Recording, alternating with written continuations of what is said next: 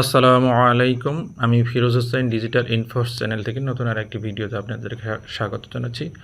সবাই সকালের শুভেচ্ছা নেবেন। আমি মনে করি খোলামেলা ও ন্যায়ভিত্তিক সত্যভিত্তিক কথা বলা এখন অত্যন্ত জরুরি। কারণ বর্তমানে অনেক বিভ্রান্তি, অনুমান এবং একই ধরনের আলোচনা চারদিক থেকে ঘুরপাক খাচ্ছে।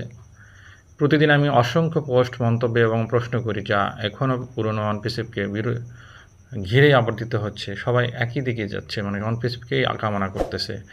আয়, প্রত্যাশা, অতীতের ঘটনা এবং বর্তমান পরিস্থিতি নিয়ে আলোচনা চলছে অবিরত। কিন্তু এক সময় আমাদের অতীতকে আঁকড়ে ধরা বন্ধ করে সামনে এগোনোর দিকে মনোযোগ দিতে হবে। এখন সময় এসেছে সেটা উপলব্ধি করা এবং অনপেসিভ যেভাবে একসময় ছিল সেই অধ্যায় এখন সমাপ্ত, এটা মনে রাখতে হবে। মানুষ যেভাবে এখনও সেটাকে দেখছে যা এবং আলোচনা করছে, বাস্তবে এটি আর সেই রূপে বিদ্যমান নেই। আমরা অতীতের দিকে তাকিয়ে নেই কিংবা এমন কিছুকে ধরে রাখতে চাই না যার সময় ইতিমধ্যেই শেষ হয়ে গেছে। আমরা এগিয়ে যাচ্ছি নতুন এক মাইল ফলকের দিকে, একটি বাস্তব ও শক্ত ভিত্তির ব্যবসা গড়ে তোলার লক্ষ্য, যা স্থিতিশীলতা, সুসংগঠিত কাঠামো, দূরদর্শিতা এবং প্রকৃত সততার উপর প্রতিষ্ঠিত। এই নতুন মাত্রা বা নতুন যাত্রা কোনো ফাঁপা প্রতিশ্রুতি বা সাময়িক উত্তেজনার উপর দাঁড়িয়ে নেই।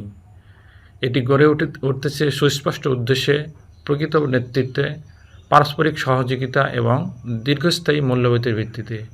কেউ হয়তো এখনও নিয়েই পড়ে থাকতে চান, কিন্তু অন্যরা বেছে নিয়েছেন সামনে এগোনোর পথ, নিজেকে উন্নত করার পথ এবং অর্থবহ ও টেকসই কিছু নির্মাণের পথ। সত্যিকারের সফলতা অর্জনের জন্য প্রয়োজন সময়, সুদৃঢ় সংকল্প, স্বচ্ছতা এবং পরিবর্তনের সাথে নিজেকে মানিয়ে নেওয়ার মানসিকতা। মূল্যবান কোনো কিছুই রাতারাতি তৈরি হয় না। সবচেয়ে শক্ত ভিত্তি গড়ে ওঠে অভিজ্ঞতা, শিক্ষা এবং ভবিষ্যতের সুস্পষ্ট দৃষ্টিভঙ্গির মাধ্যমে। ভবিষ্যৎ তাদেরই যারা পরিবর্তনের জন্য প্রস্তুত, যারা সামনে এগিয়ে যেতে চায় এবং পূর্ণ সততা ও নিয়তির সাথে নতুন কিছু গড়ে তুলতে আগ্রহী। আর ঠিক সেই সময় আমরা এখন অবস্থান করছি। অ্যাস্টার পিরিয়ডিক বুকের মাধ্যমে একটা কথা এটা সম্প্রতি আমরা প্রচার করেছি, আপনি হয়তো শুনেছেন। না শুনে থাকলে এটুকুও শুনে রাখেন। অ্যাস্টার বলছিলেন যে তুমি এখন ঘুমাও, উনি অন্যকে ঘুমাইতে বলতেছে, কিন্তু নিজেতে অন্যজনকে আরও নিরাপদ ঘুম দেওয়ার জন্য প্রয়োজনীয় সকল পরিশ্রম নিজের কাঁধে নিচ্ছেন। এটা একজন রক্ষকের কথা। সে হতে পারে সৈনিক, বাবা মা, নেতা, সমাজকর্মী বা যে কোনো দায়িত্বশীল মানুষ, যে অন্যরা নিরাপদে থাকুক বলে নিজেও জেগে থাকে, লড়াই করে, দায়িত্ব পালন করে।